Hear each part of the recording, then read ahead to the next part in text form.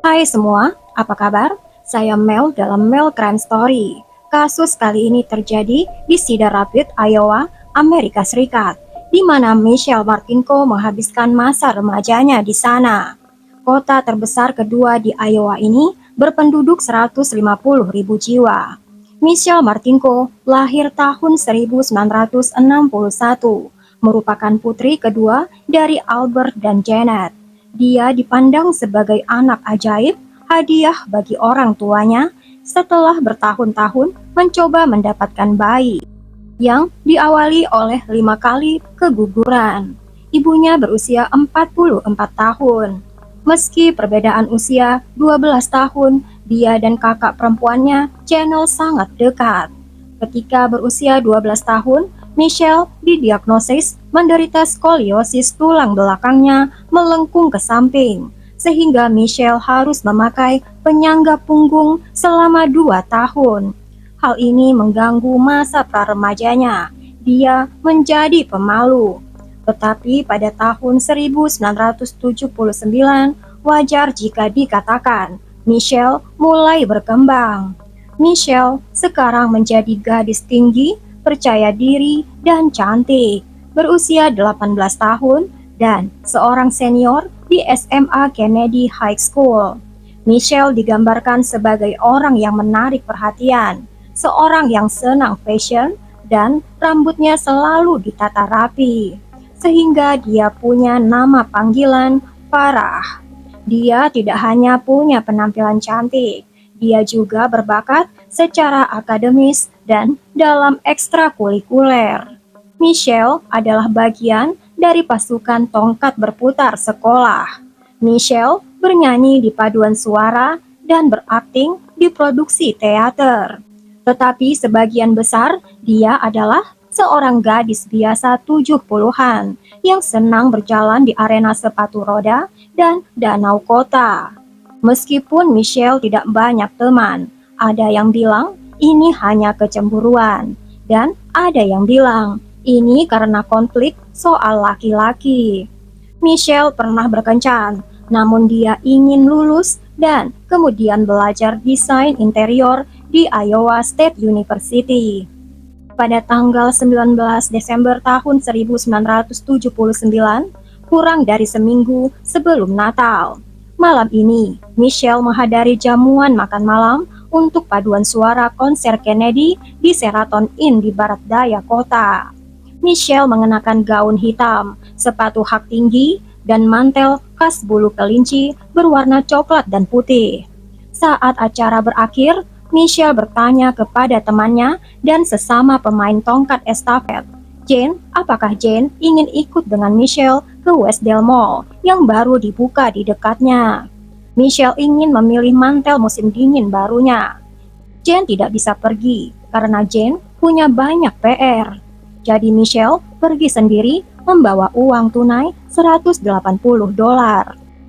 Mall itu tutup jam 10 malam selama periode Natal. Tetapi ketika jam 2 pagi, Michelle belum tiba di rumah. Orang tuanya mulai panik dan melaporkan Michelle hilang, dan ayahnya mulai mencari Michelle seperti halnya polisi. Jam 4 pagi, petugas polisi James Kincaid menemukan mobil keluarga Martinko, Buick Electra hijau. Mobil itu diparkir di sudut timur laut, tempat parkir mall di toko JC Penney Store. Udara bulan Desember yang dingin, dan jendela-jendela mobil itu buram.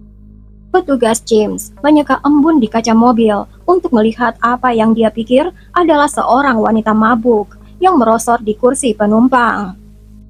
Tetapi ketika petugas itu membuka pintu dan melihat darah, dia menyadari bahwa itu adalah tubuh Michelle Martinko.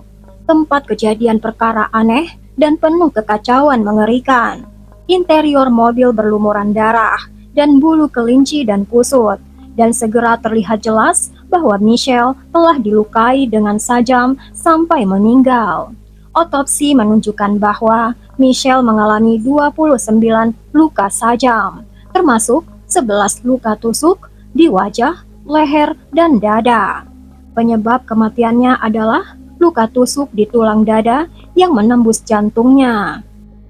Ahli patologi melaporkan Michelle meninggal antara jam 8 dan 10 malam. Tidak ada senjata pembunuhan ditemukan, tetapi itu ditentukan sebagai alat yang runcing dan tajam. Tapi tidak pasti adalah sajam. Michelle punya sejumlah luka defensif yang dalam di lengan dan tangannya, dan telah terjadi perjuangan yang cukup lama sehingga kehilangan banyak darah. Tetapi tidak ada darah di tanah di luar mobil, sehingga polisi percaya serangan terjadi seluruhnya di dalam mobil. Tidak ada sidik jari yang ditemukan. Sebaliknya, polisi menemukan cetakan sarung tangan ini, jenis yang ditinggalkan oleh sarung tangan karet dapur biasa. Perhiasan Michelle tidak diambil, dan dia masih membawa uang tunai $180, sehingga perampokan bukan menjadi motif. Michelle masih berpakaian lengkap, dan pemeriksa medis memutuskan bahwa Michelle belum pernah mengalami pelecehan seksual. Motifnya belum jelas, namun sarung tangan itu menunjukkan adanya perencanaan dan banyaknya luka tusuk di wajah Michelle. Polisi percaya serangan itu tidak terjadi random. Itu adalah kejahatan pribadi yang bersifat nafsu. Ini adalah orang yang marah kepada Michelle, tetapi polisi hampir tidak bisa berbuat apa-apa. Saat pembunuhan terjadi saat itu, tidak ada kamera CCTV di sana dan tidak ada rekaman ponsel. Orang belum umum menggunakan ponsel seperti sekarang ini. Orang-orang umum memakai ponsel setelah tahun 2000-an. Sehingga polisi hanya mengandalkan masyarakat dan meminta petunjuk apapun untuk menemukan pembunuh. Sehari setelah pembunuhan Michelle, polisi mewawancarai siswa SMA Kennedy dan berbicara dengan para pekerja Westdale Mall dalam upaya menyatukan gerakan Michelle pada malam sebelumnya. Ketika Michelle di mall, dia bertemu beberapa orang yang Michelle kenal, teman sekolah, staf mall, dan orang lain yang menghadiri jamuan makan malam yang sama malam itu. Tetapi satu orang ingin berbicara dengan Michelle. Satu orang itu adalah anak laki-laki berusia 16 tahun yang bernama Curtis Thomas.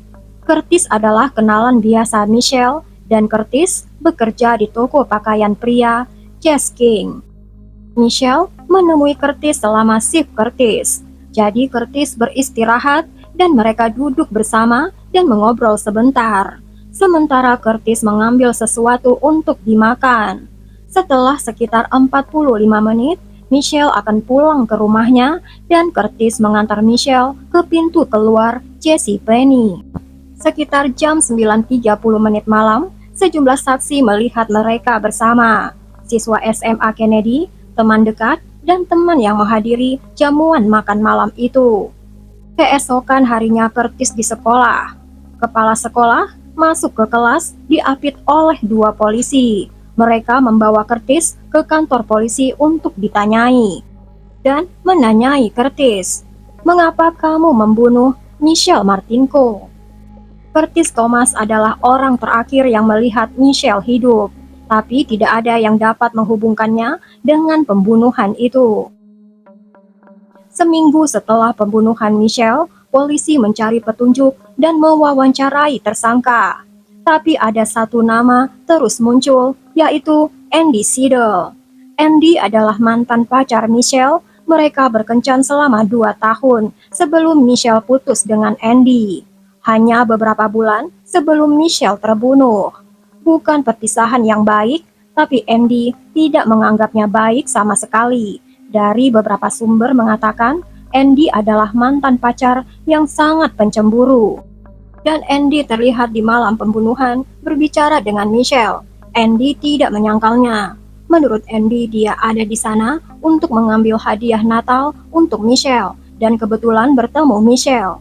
Tapi ibu Andy memberi alibi untuk Andy. Ibunya mengatakan bahwa Andy sudah pulang dari mall pada saat Michelle terbunuh. Polisi tidak yakin. Tidak jarang ibu menutup-nutupi keterlibatan anaknya. Keluarga Michelle yakin Andy adalah pelakunya dan polisi setuju. dan polisi mengira kasus itu akan segera ditutup. Sehingga polisi akan membuat Andy cemas, dan kemudian Andy akan goyah dan mengakui semuanya. Tapi Andy tidak goyah, dan tidak ada bukti fisik yang menghubungkannya dengan kejahatan itu. Keluarga Michelle semakin menderita mendengar semua rumor di sekitar kematiannya. Kartel narkoba, prostitusi, pembunuhan Michelle menjadi berita besar di kota itu. Tragedi ini memberi pengaruh besar bagi komunitas kota itu. Beberapa orang berhenti bekerja di mal, berhenti keluar malam sendirian, dan ini adalah saat orang tidak merasa aman. Pada tanggal 19 Juni 1980, 6 bulan setelah kematian Michelle, polisi merilis sketsa gabungan dari seorang pria yang mereka yakini berhubungan dengan kejahatan. Sketsa yang dihasilkan oleh 2 saksi di bawah hipnotis. Saksi yang melihat pria di tempat parkir sekitar waktu Michelle meninggal.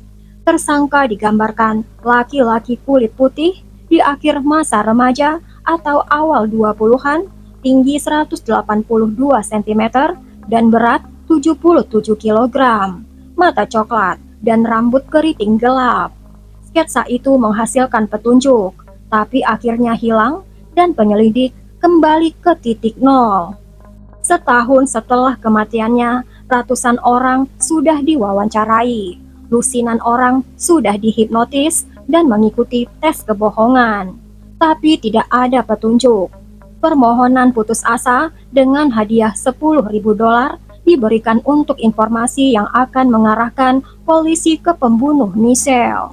Pada pertengahan tahun 1980-an, semua petunjuk mencapai jalan buntu. Kasusnya tidak berkembang. Pada saat itulah, ayah Michelle Martinko mengajukan gugatan kepada pemilik Westdale Mall dengan alasan kelalaian. Ayah Michelle beralasan pihak mall tidak memberikan jaminan keamanan pada malam Michelle terbunuh. Kasus tersebut diajukan banding, dan Mahkamah Agung Iowa memenangkan pemilik mall. Orang tua Michelle kalah, sekarang mereka sudah putus asa. Pembunuh Michelle bisa diadili. Kasus ini masih belum terselesaikan hingga pada tahun 1995, ketika ayah Michelle, Albert Martinko, meninggal dan ibu Michelle meninggal pada tahun 1998. Orang tua Michelle meninggal tanpa mengetahui siapa sebenarnya pembunuh Michelle. Mereka percaya Andy Seidel adalah pembunuhnya. Baru pada tahun 2005, 26 tahun setelah pembunuhan Michelle, polisi membuat terobosan ketika detektif Cedar Rapids Cold Case memeriksa kembali bukti yang diperoleh dari TKP. Ternyata tidak semua darah yang ditemukan di dalam mobil Buick itu adalah darah Michelle. Syukurlah para penyelidik tahun 79 telah sangat berhati-hati menyimpan barang bukti, termasuk pakaian Michelle dan bagian interior mobil Buick itu. Darah tak dikenal ditemukan di perlengkapan mobil, pemindah gigi mobil, dan di bagian belakang mobil Michelle. Kesemuanya adalah milik dari pria. Seorang pria yang mungkin tidak sengaja memotong tangannya sendiri melalui sarung tangannya. Perlawanan Michelle yang berani telah meninggalkan DNA itu. Profil DNA dikembangkan dari barang bukti dan dimasukkan ke dalam kodis sistem indeks DNA. Tidak ditemukan kecocokan, tapi sekarang penyelidik memiliki sesuatu yang tidak mereka miliki sebelumnya. Mereka memiliki DNA pembunuh. Sekarang, polisi melakukan eliminasi, 161 pria dilakukan tes swab, dan DNA mereka dibandingkan dengan bukti baru. Satu persatu tersangka potensial menjadi makin sedikit. Mereka melakukan tes kepada Curtis, tetapi Curtis lolos. Andy yang diharapkan orang sebagai tersangka utama, Andy diswab dan dites, dan dia tidak cocok. Andy bukan pembunuhnya. Setelah 26 tahun kecurigaan, Andy akhirnya dinyatakan bersih. Tidak ada lagi tersangka yang tertinggal dan investigasi menemukan jalan buntu. Polisi berharap si pembunuh tertangkap suatu saat nanti dan menyediakan DNA pelaku. 20 tahun berlalu tanpa perkembangan lebih lanjut, sehingga pada tahun 2017, ketika Matt dan Linggar mengambil alih kasus itu, kemudian penyelidik mendekati Parabon Nanolab untuk melihat apakah mereka dapat membantu. Ini adalah perusahaan yang berpusat di Virginia, yang berspesialisasi dalam fenotip DNA. Pada dasarnya mereka dapat menggunakan untuk memprediksi gambaran penampilan fisik seseorang. Gambar itu terlihat benar-benar berbeda dari sketsa tahun 1980-an. Pembunuh memiliki rambut pirang dan mata biru. Ahli juga menyediakan sketsa versi rambut panjang dan menghasilkan perkiraan usia pria tersebut dalam beberapa dekade sejak tahun 1979 dengan prediksi tersangka yang memiliki keriput dan garis rambut yang semakin menipis. Polisi menerima ratusan petunjuk sejak 4 bulan polisi merilis foto itu. Tapi yang mengejutkan bagi penyelidik, tidak satupun petunjuk menghasilkan penangkapan. Tapi ini bukan satu-satunya terobosan dalam pekerjaan forensik genetik yang digunakan detektif kasus dingin pada tahun-tahun terakhir. Setahun kemudian, pada tahun 2018, pembunuh berantai Golden State Killer akhirnya ditangkap. 44 tahun setelah kejahatannya dimulai, ketika petugas menggugah DNA-nya ke website silsilah gen match yang mengarahkan penyidik kepada kerabat pembunuh, dan akhirnya penangkapan. Gen match adalah website yang dapat digunakan pengguna dengan menggugah data mereka untuk menemukan latar belakang etnis atau kerabat mereka yang telah lama hilang. Tapi pada tahun 2018, sejumlah kasus diselesaikan menggunakan silsilah genetik. Tak lama setelah penangkapan Golden State Killer, penyelidik memperoleh email dari Parabon Nanolabs. Mereka ingin mencobanya dengan pembunuh Michelle Martinko. Mereka memasukkan data DNA ke situs website. Data tersebut dipasangkan dengan seorang wanita yang menghubungkannya dengan kasus pembunuhan Michelle. Brandy Jennings dari Vancouver, Washington, terhubung sebagai sepupu kedua pembunuh. Ini adalah foto Brandy dengan ayahnya yang meninggal pada tahun 2009.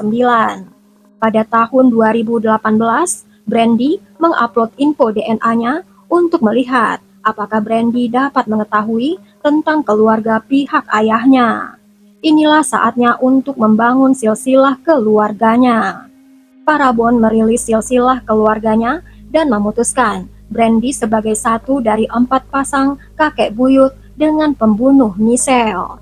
Penyelidik Cedar Rapids menggunakan DNA untuk menghilangkan 2 cabang silsilah keluarga tersebut. Tes DNA pada seorang wanita bernama Janice Burns yang diturunkan dari kakek buyut ketiga lebih menjanjikan. Janice Burns adalah sepupu pertama pembunuh. Ini akan mempersempit daftar tersangka menjadi hanya 3 laki-laki bersaudara, Kenneth Burns, Jerry Burns, dan Donald Burns. Semuanya masih hidup dan tinggal di Iowa. Setelah hampir 40 tahun lolos dari pencarian pembunuh Michelle, mereka akhirnya mendeteksi pembunuh Michelle. Ketiga bersaudara berada dalam pengawasan, sehingga penyelidik bisa diam-diam mendapatkan DNA mereka. Sampel pertama yang mereka peroleh berasal dari Kenneth Burns, saudara tengah, adalah seorang pensiunan dan ayah dari 3 anak yang masih tinggal di Manchester, 72 km dari Cedar Rapids. Penyelidik memperhatikan Kenneth makan di dalam golf clubhouse dan mereka berhasil mendapatkan sedotan yang Kenneth gunakan dan langsung dikirim ke lab. Hasilnya tidak cocok. Berikutnya adalah Donald, saudara tertua. Dia juga adalah pensiunan, ayah dari 3 anak, dan kakek dari 5 cucu. Penyelidik mengintai rumahnya di Davenport, 136 km dari Cedar Rapids. Penyelidik mengamati Donald mengeluarkan kantong sampah untuk diletakkan di tepi jalan. Di dalamnya, penyelidik menemukan sikat gigi dan dikirim ke lab. hasilnya tidak cocok. Penyelidik mempersempit penyelidikan menjadi satu laki-laki, saudara bungsu, Jerry Burns. Pada tanggal 29 Oktober 2018, penyelidik mengikutinya ke peternakan Pizza Ranch di Manchester. Di dalamnya penyelidik Dan Linger menyaksikan Jerry seperti elang. Dia minum beberapa soda dengan sedotan plastik. Jerry pergi dan detektif Dan Linger mengantongi sedotan itu dan langsung ke laboratorium. Itu cocok. Mereka menemukan pembunuh Michelle. Jerry Lynn Burns lahir di Manchester, Iowa. Pada tahun 1953, pria berusia 64 tahun itu adalah anggota paduan suara Mona's Coming Man yang menghabiskan sebagian besar hidupnya tinggal di kota kecil berpenduduk 5.000 orang ini.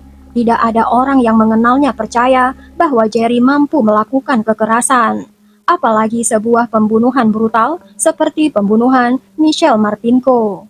Pada tahun 1979, Jerry berusia 25 tahun. Dia menikah dan punya 2 anak yang masih kecil. Dia hanya laki-laki biasa. Pada tahun 2018, dia adalah pengusaha yang disegani, seorang pria pekerja keras yang mempunyai perusahaan pelapis bubuk. Istri sebelumnya, Patricia, meninggal pada tahun 2008 karena melakukan bundir. Saudara sepupunya, Brian Burns, hilang pada tanggal 19 Desember 2013 pada peringatan 34 tahun pembunuhan Michelle.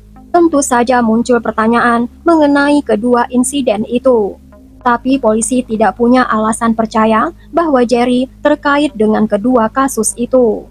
Dengan kamera yang tersembunyi di dalam travel mug, penyelidik Dan Linger memutuskan untuk menghadapi Jerry secara langsung dan melakukan kunjungan mendadak di kantornya. Pada tanggal 19 Desember 2018, 39 tahun setelah pembunuhan Michelle. Pada titik ini, penyelidik menunjukkan pada Jerry gambar fenotip yang sudah dibuat di laboratorium Nanolabs. Inilah gambar pertama di sebelah foto Jerry yang diambil sekitar waktu pembunuhan Michelle. Dan saya bisa mengatakan bahwa itu sangat luar biasa mirip. Gambar-gambar itu mengejutkan Jerry. Jerry terus-menerus melihat gambar itu. Pada awalnya Jerry menolak melakukan tes usap pipi, sampai dia diberikan surat perintah. Anehnya dia tampak sangat senang untuk memberikannya. Sekarang detektif merasa Jerry tidak akan membuka dirinya lebih jauh.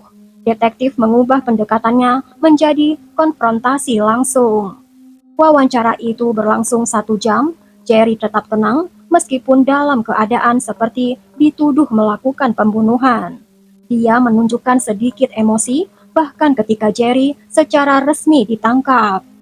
Meskipun Jerry tidak secara langsung mengaku membunuh Michelle, dia tidak juga menyangkal. Ahli melakukan tes DNA pada Jerry, dan hasilnya cocok.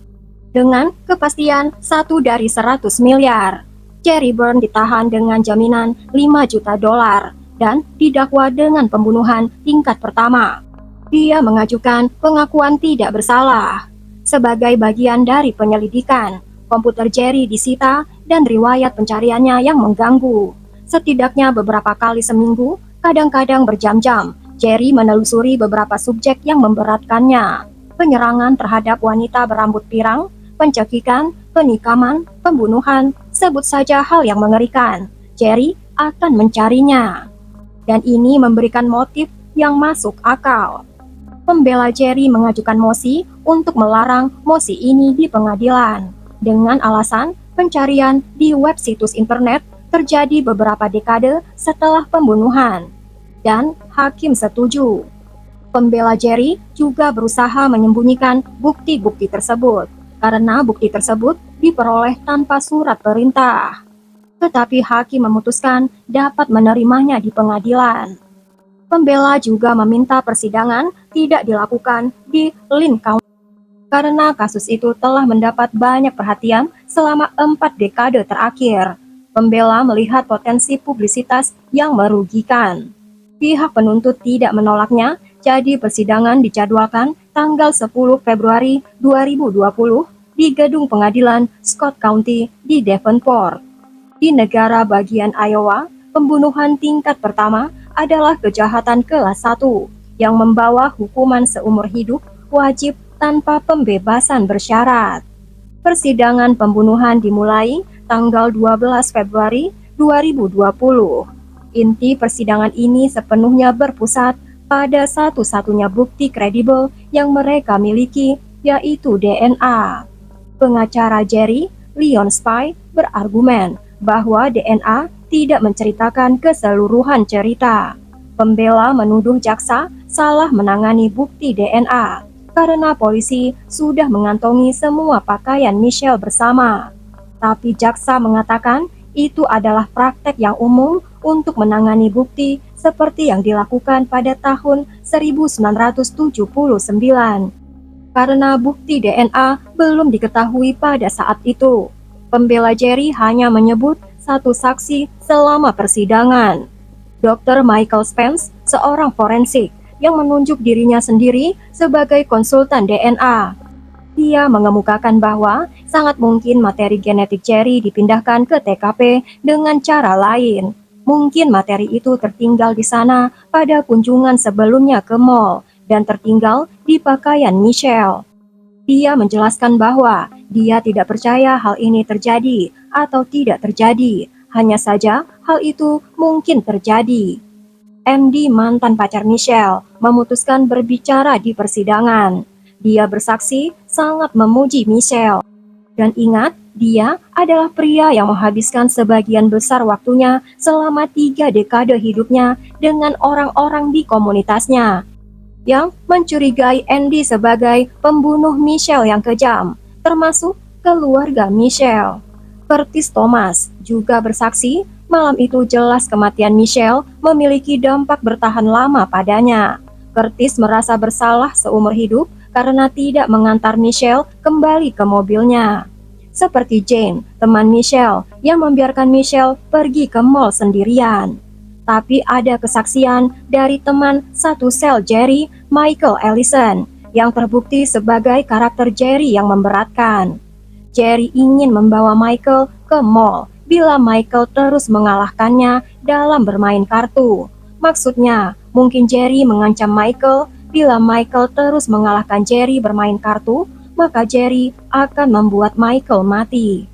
Pada persidangan tanggal 24 Februari 2019, juri dengan suara bulat memutuskan Jerry Burns bersalah atas pembunuhan tingkat pertama. 3 bulan kemudian, pengacara Jerry mengajukan mosi untuk persidangan ulang. Tetapi tidak akan ada persidangan ulang.